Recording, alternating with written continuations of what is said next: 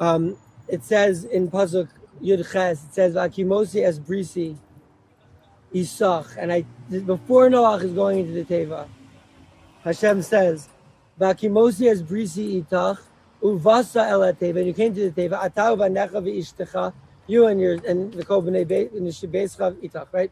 "Vakimosi," and I established my bris with you.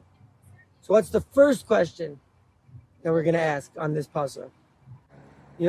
What bris? Bris happened afterwards. What bris are you telling me before the Mabul?